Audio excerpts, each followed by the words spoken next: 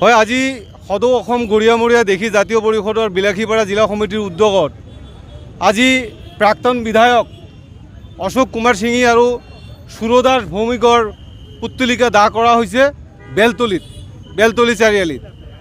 কাৰণ এটাই, গোটেই অসমতে জানে যে বিলাসীপাৰা এখন শান্তিপ্ৰিয় ঠাই। ইয়াত হিন্দু, মুছলিম, জৈন, খ্ৰীষ্টান চবৰে মাজত এটা মিলা প্ৰীতিৰ আমি পূৰ্বৰে পৰা বসবাস কৰি আছোঁ।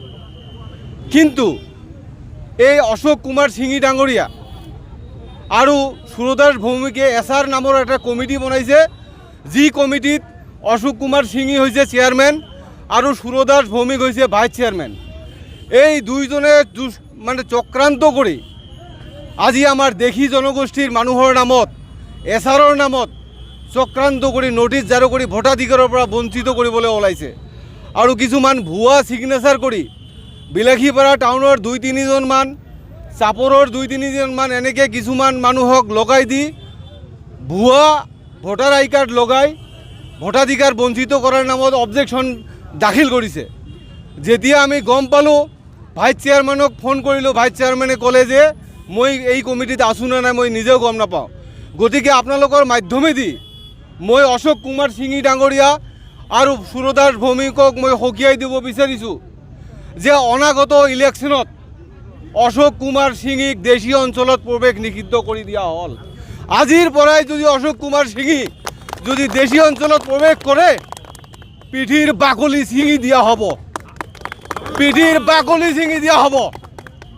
আৰু অশোক কুমাৰ সিঙে এই বেলতলিৰ পৰাই মই মেছেজ দিব বিচাৰিছোঁ, আপুনি ইষ্ট ইণ্ডিয়া কোম্পানী খুলিছে আৰু হিন্দু মুছলমানৰ মাজত যিটো ৰাজনীতি আপুনি আৰম্ভ কৰিছে, আৰু যিবিলাক নিৰ্দোষী মানুহ, যিবিলাকৰ কোনো দোষ নাই, কিছুমান ইন'চেণ্ট মানুহৰ নামত আপুনি নটিচ প্ৰেৰণ কৰিছে।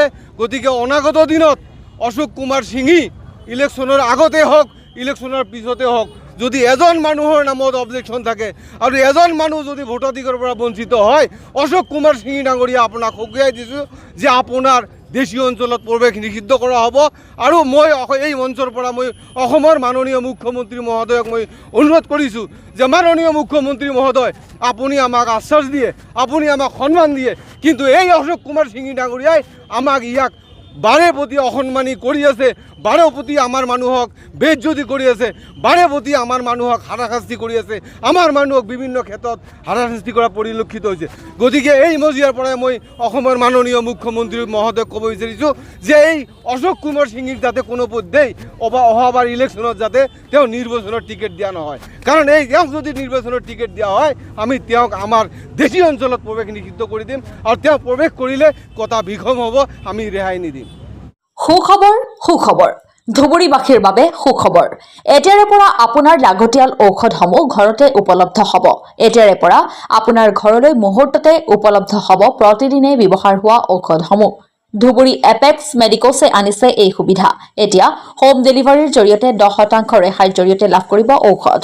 গতিকে পলম নকৰি আজিয়ে যোগাযোগ কৰক আৰু এই সুযোগ গ্ৰহণ কৰক। মেডিকেল কলেজ লিংক ৰোডৰ পৰা 10 কিলোমিটাৰ অঞ্চলত উপলব্ধ হ'ব এই সেৱা। সোনকালে যোগাযোগ কৰক আমাৰ 9678133031 ফোন নম্বৰত।